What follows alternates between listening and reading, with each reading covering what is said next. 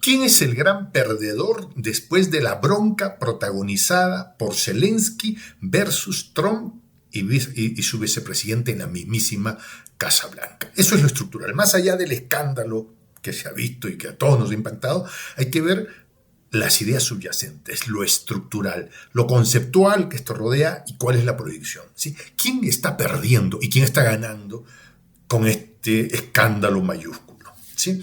Vamos, creo que podemos poner un escalón de 3 perdedores. El primero de ellos, este es un punto de vista que yo tengo, lo pongo a la discusión de ustedes para que podamos abrir un debate, ¿no? El primero de los perdedores es Ucrania. Zelensky es un sinvergüenza y ya no hay que tomarlo en cuenta si pierde o gana. Él ya ganó mucho dinero. Él ya ganó mucho dinero. Él lo que debe estar importándoles a dónde se va y cómo disfruta lo que tiene, ¿sí? Pero el primer perdedor acá es Ucrania.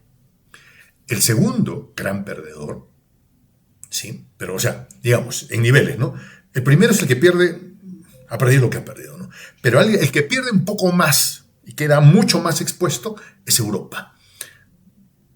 Y lo voy a explicar y voy a profundizar en esta tesis, en este conjunto de ideas que yo tengo, ¿sí?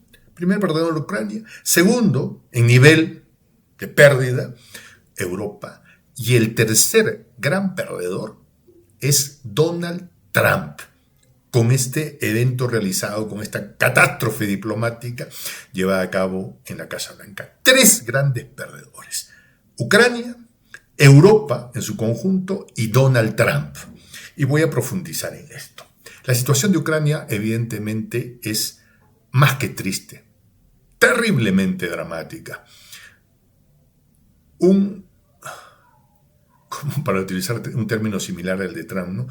Un cómico de un mediano éxito, con un índice de aprobación escaso, ¿sí? Y con extraños gestos en la cara que denotan ciertas... ¿sí? Hace unos gestos medio raros, ¿no? Bueno, el pueblo ucraniano ha perdido generaciones, han perdido mucho, ¿sí? Y están expuestos ahora a perder, están orillados, obligados a perder $500.000 millones en recursos escasísimos en el planeta.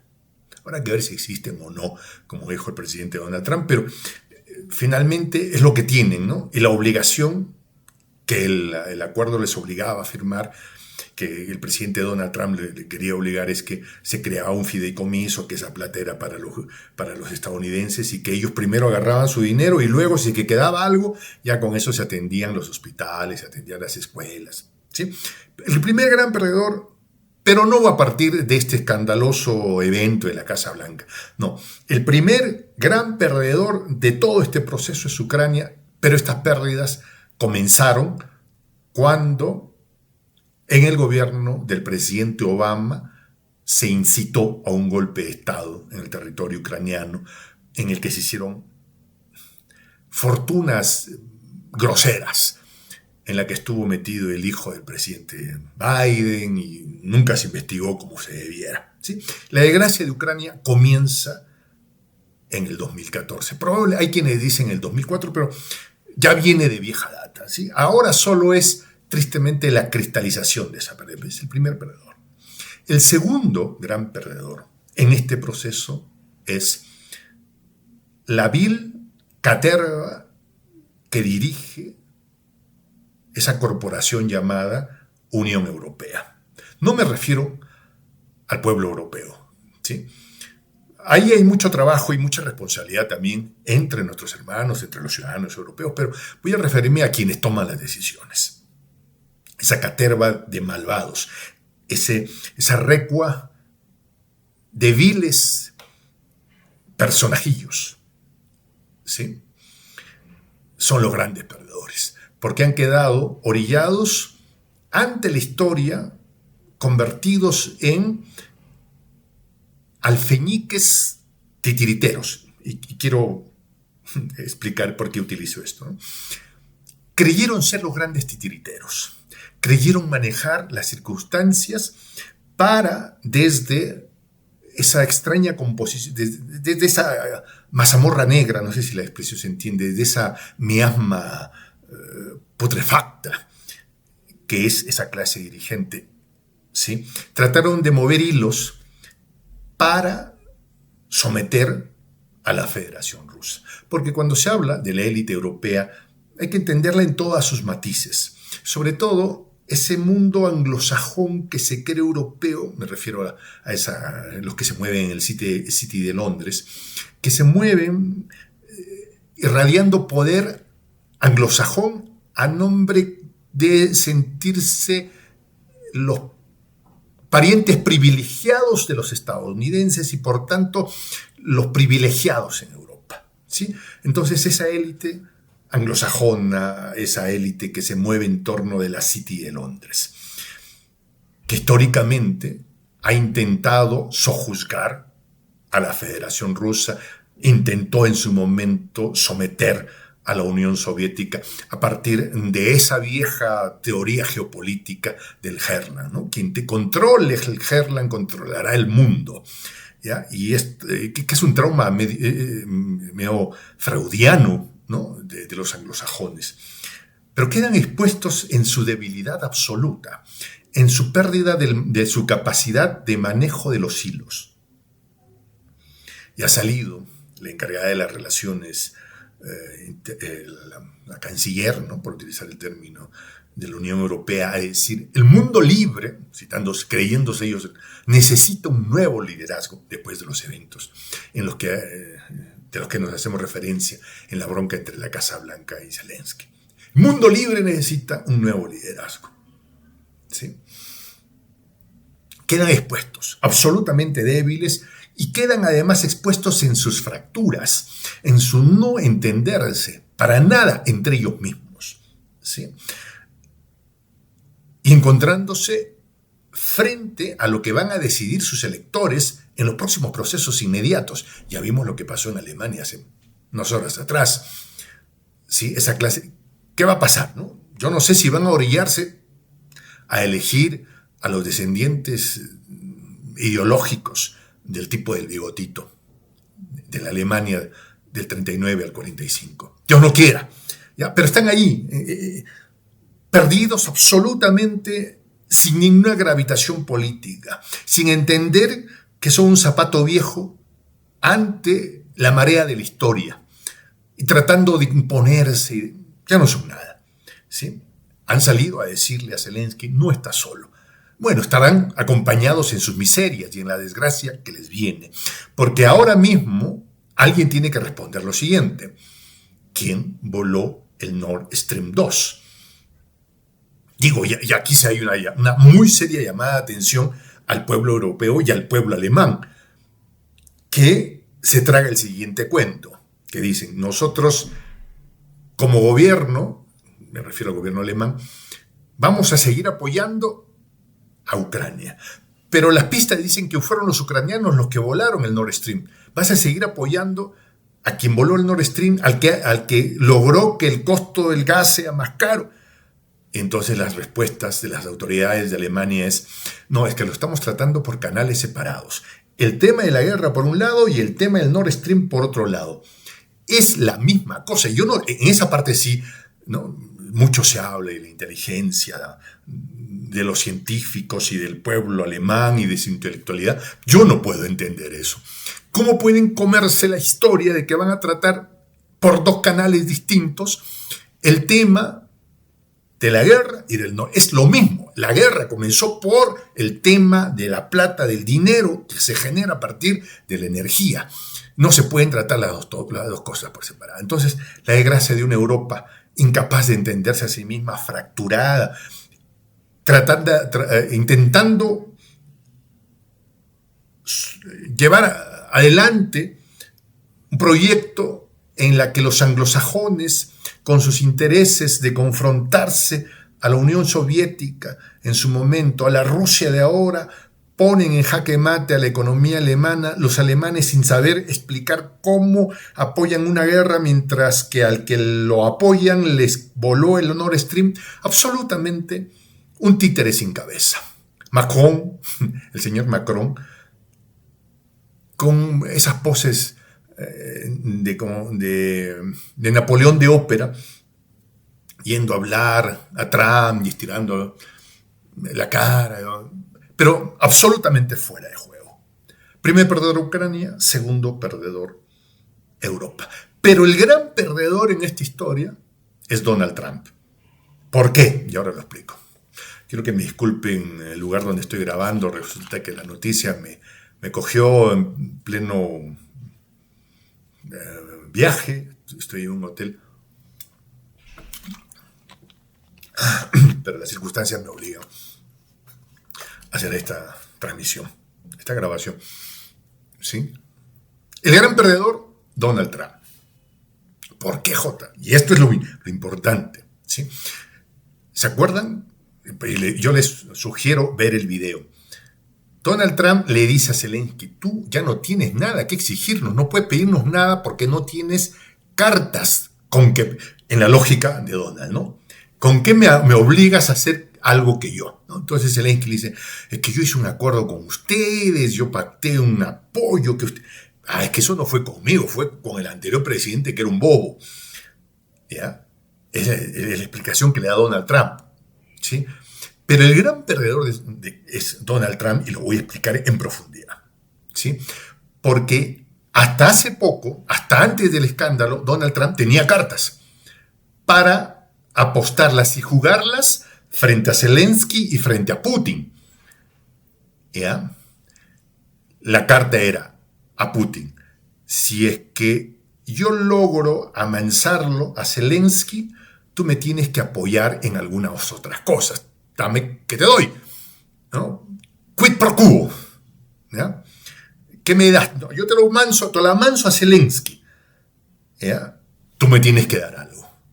Entonces, el tú me tienes que dar algo es, tú tienes que dejar de ser el líder mundial que impulsa una economía al margen del dólar.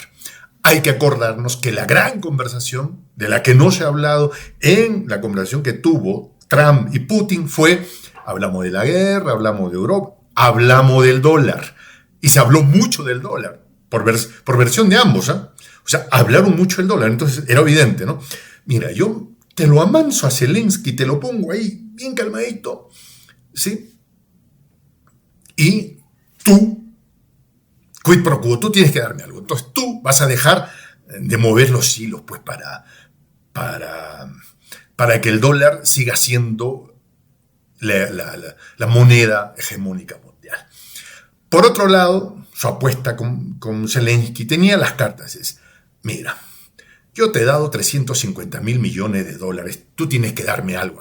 En realidad nunca fueron 350 mil millones. Los cálculos hablan de unos 113 mil millones de dólares, que no es una cantidad menor, por supuesto que no, pero que no fueron entregados chin en moneda, sino que eran órdenes de fabricación en fábricas estadounidenses, o sea, dieron trabajo en Estados Unidos, pagaron impuestos de Estados Unidos, y las armas, muchas de ellas sobrevaloradas, ahí habrá que hacer muchas investigaciones, ¿ya?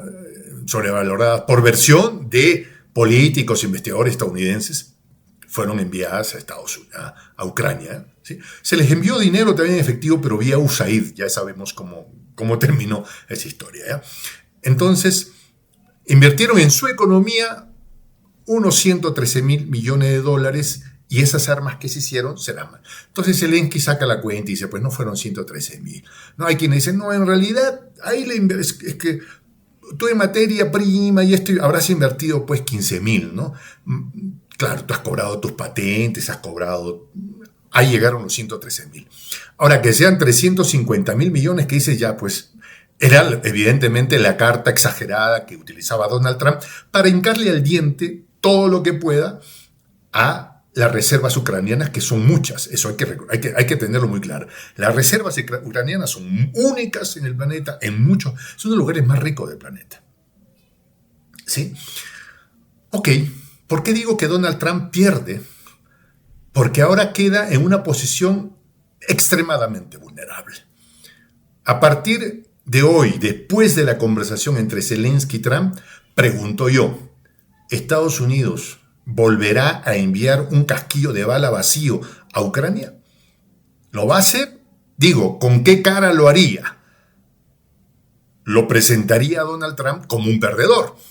Y es lo que menos quiere mostrar ser, ¿no es cierto? Si es que puede esta conversación en la que Zelensky los ha maltratado según ellos, así le ha faltado el pueblo al Salón Oval y a la Casa Blanca y por extensión al pueblo estadounidense, de acuerdo a lo que dice el señor Elon Musk, pregunto yo, si después de esto le mandan un casquillo de bala vacío, por utilizar algún término, ¿no? O sea, me digo, van a seguir, pregunto, el señor Elon Musk, después de esto, ¿va a seguir dándole asistencia al gobierno de Ucrania y a su ejército a través de Starlink?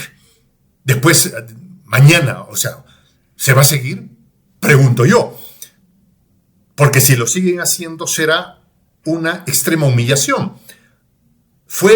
Los pateó, los insultó y al día siguiente ellos siguen dándoles, los estadounidenses les siguen dando asistencia.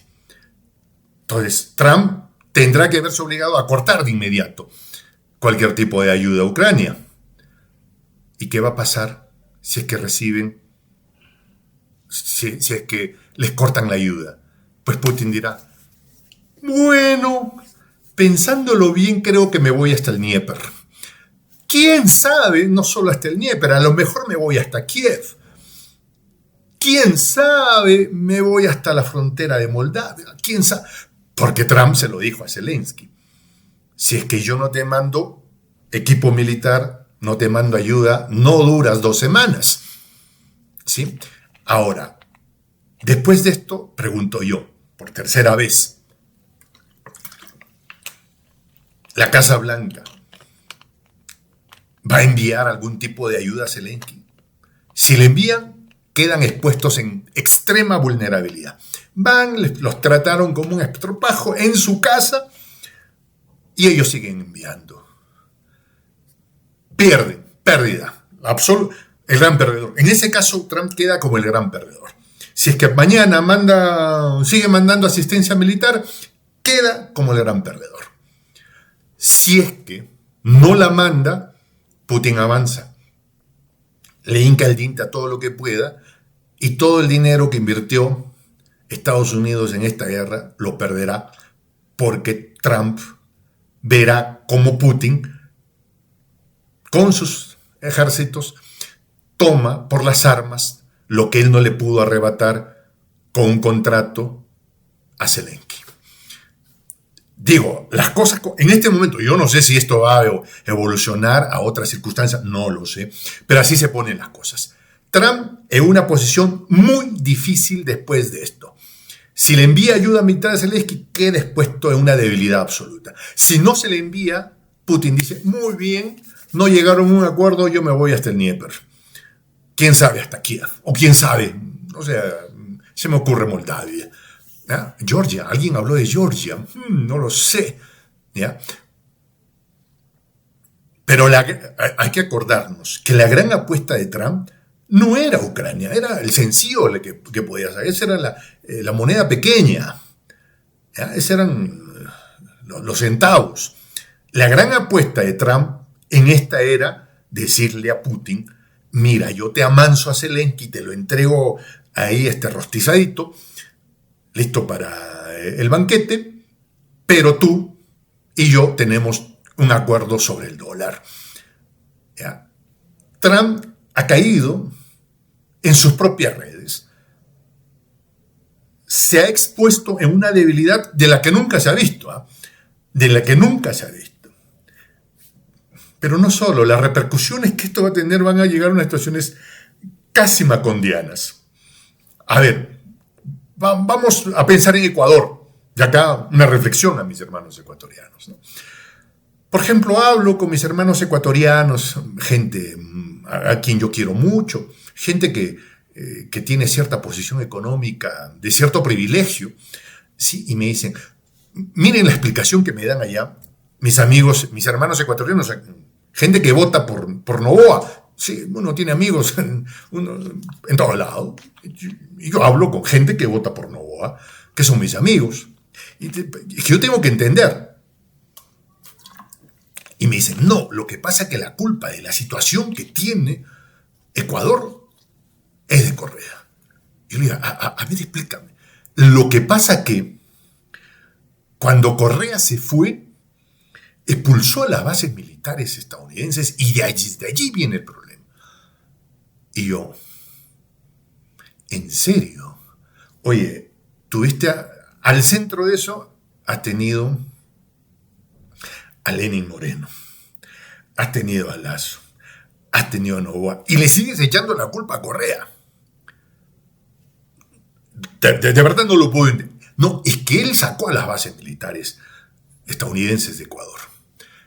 Y yo le pido a mis hermanos ecuatorianos que se vean, yo no quiero interferir en procesos, solo la reflexión, que se vean en el espejo de Ucrania. ¿Cuánto cuesta instalar una base militar? Y si alguien le instala, la hace porque es la madre, son las hermanitas de la caridad y les preocupa la seguridad de alguien. Pregúntenle a los ucranianos si la ayuda militar que les llegó fue porque los estadounidenses, bajo las órdenes de Biden, eran las hermanitas de la caridad. No, porque se las piensan cobrar. Invierten uno y piensan sacar 60, 80 por cada dólar invertido. Pregunto yo si el argumento en Ecuador ahora es, no, es que si Noboa se queda, van a haber bases militares estadounidenses. Mírense en el espejo de Ucrania. Bueno, ya, no es ni siquiera necesario que lo diga yo. Todo el mundo va a tener que verse en este espejo. Cada vez que piensen en una base militar van a tener que decir, oye, miren lo que pasó con Zelensky en la Casa Blanca, ¿no? A él le ofrecieron que le iban a dar ayuda y estaremos contigo hasta el último ucraniano y nos la jugamos contigo. Pero al momento de sacar las cuentas le dijeron, no, me debes 500.000 millones de dólares. Yo a mis hermanos ecuatorianos, con todo cariño y afecto, a esa clase dirigencial, a esa clase empresarial, a esos hermanos míos les digo, piénsenla bien. ¿Ya? No hay nadie, sobre todo cuando es un poder imperial, que venga y te ponga pues 113.000 millones de dólares y diga, ahí no vemos, ya ve tú cómo lo gastas. Te la van a cobrar con la sangre del pueblo. Te van a cobrar con el futuro de los hijos y de los nietos que aún no han nacido. ¿Tenemos derecho a eso? No estoy inventando nada. O sea, no es algo que a mí se me ha ocurrido. No, les pido que vean en la realidad, en el espejo de Ucrania, un pueblo que ha sufrido terriblemente la pérdida de generaciones, un país fracturado, inviable en este momento, gobernado por un zoquete, incapaz siquiera de estructurar un par de ideas lógicas. Pero por supuesto, le ofrecieron, te ponemos bases militares, te vamos a hacer parte de la Ucrania, de la OTAN. Miren cómo ha terminado esta historia. Pregunto yo, ¿cuántos estarán con ganas de seguir haciendo negocios políticos con Trump? No, es que yo puse 113.000, pero lo voy a convertir en 350.000 y te voy a cobrar 500.000. En realidad solo gasté 15 o 20.000, pero yo voy a decir que fueron 350.000. Trump, el gran perdedor, porque ahora todo el mundo va a decir, a ver, este era el verdadero negocio. No es que la USAID venía y ponía plata porque eran las hermanitas de la caridad. No. Aquí ponían porque metían aguja y sacaban barreta. Sí se entiende la expresión, supongo, ¿no? Acá venían y sacaban barreta. Preguntamos, se dicen ahora, todos los líderes, por muy inconscientes que sean, queremos seguir jugando el papel de Zelensky. A eso vamos. Y queda un Donald Trump absolutamente vulnerable frente a sus propias circunstancias, frente a la telaraña que él mismo ha tejido. Mi nombre es Juan José El Castillo el J. Muchas gracias por haberme acompañado. Me despido con esta expresión en el quechua milenario, en el quechua de los incas, Tupananchis-Kama. No se olvide, si quiere seguir disfrutando o aprendiendo un poco de lo que está pasando, si quiere tener acceso a la información, nosotros hacemos un esfuerzo extraordinario todos los días acá en Prensa Alternativa. Todos los días, 24 horas, 7 días a la semana, 365 días al año. Si cree que estamos haciendo un buen trabajo, creo que ayudaría mucho que usted nos apoye siendo parte de la membresía. Son $2 al mes. Pero a partir de ello lograremos seguir construyendo este proyecto seguiremos produciendo más y mejor contenido. De verdad, necesitamos su ayuda. Nosotros acá no le pedimos condiciones, no le vamos a hacer firmar ningún contrato por 500.000 millones de dólares. ¿Qué son $2? A ver, que alguien, no sé, son un sándwich con un refresco, ¿sí? Una caguama en México, no lo sé. Creo que vale la pena reconocer el esfuerzo que hacen todas estas almas buenas que trabajan en prensa alternativa, que nos va a permitir seguir cumpliendo con la labor periodística de nuestra gente. ¿Sí? El esfuerzo que hacemos es muy grande. Por supuesto, creemos que deberíamos atender mejor laboralmente a las personas que nos apoyan, pero todo depende de usted. ¿Sí? Nosotros nos sentimos muy bien con todo lo que estamos haciendo, pero creo que podemos seguir creciendo y creando más gracias a su apoyo. Tupananchis Kama, hasta que nos volvamos a encontrar.